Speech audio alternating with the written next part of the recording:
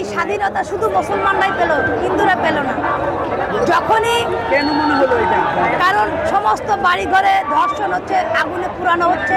আপনি দেখেন কয়টা মুসলমানের বাড়ি পুড়েছে, কিন্তু আপনারাও জানেন সারা বাংলাদেশে প্রত্যেকটা মন্দির পুরানো হচ্ছে, প্রত্যেকটা ঘর বাড়ি পুরানো হচ্ছে হিন্দুদের। অন্যদের কিন্তু হচ্ছে না। হ্যাঁ, অন্যদের হচ্ছে, যারা নেতা আছে তাদের কথা বাদ, কিন্তু নিরীহ হিন্দু যারা কোনো দল করে না। তবে হ্যাঁ, হিন্দুরা আপনারা মনে করেন আওয়ামী লীগ করে, কিন্তু সব হিন্দু কিন্তু আওয়ামী লীগ করে না।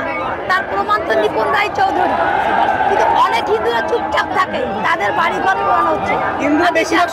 আমি জানতে চাই, হিন্দুরা তো নিরপেক্ষ, তাহলে তাদের বাড়ি ঘর পুরানো হচ্ছে কেন? হিন্দুদের উপর অত্যাচার করব না, হিন্দুদের দোকানপাট জ্বালিয়ে দেব না। তারা হলো আমাদের মেহমান।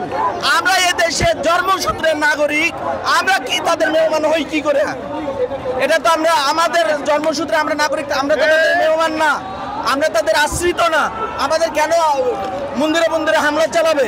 আমি ছাত্র আন্দোলন যখন আমি স্বাধীনতার বাসায় গেছি, আমরা যাওয়ার পরে শুনতেছি আমার মাসির বাড়িতে 13টা মন্দির, বিভিন্ন জায়গায় মন্দির, আবার বিভিন্ন জায়গায় হামলা হচ্ছে। হ্যাঁ, তো এইগুলোর জন্য কি করছে আমার মা, আমি যে একজন নারী, আমাকে বাসা থেকে বেরোতে দিচ্ছে না, আমাকে তালা বন্ধ করে রাখতেছে যে হিন্দু যেতে হবে না।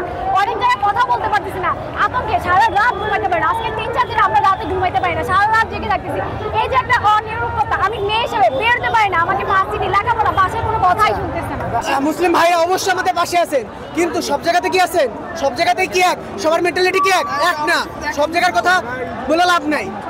আসে নাই, আসছে কিছু কিছু জায়গায়, সব জায়গাতে না। যখনই একটা না একটা দেশের সংকট দেখা দেয়, তখনই এই দুর্বৃত্তরা এই সংখ্যালঘুদের উপর বা হিন্দু সমাজের উপর এই আক্রমণ করে। কিন্তু আমাদের প্রশ্ন হলো, দল তো সবাই করে, হিন্দুরাও আমলি করতে পারে, মুসলিমও আমলি করতে পারে, দল কোনো বাধা নেই। তো দলের ক্ষোভ দলের উপরে উঠবে, কোনো ব্যক্তি অথবা তার বাড়ি বা প্রাতিষ্ঠানিকভাবে উঠবে কেন? এটা একটা প্রশ্ন থাকতে পারে, কিন্তু আক্রোশ যেন না থাকে, কিংবা ধর্মীয় কোনো আক্রোশ যেন না থাকে। কিন্তু আমার প্রশ্ন হলো, আমার মন্দির অথবা মুসলিম ভাইয়ের মসজিদ পাহারা কেন দিতে হবে?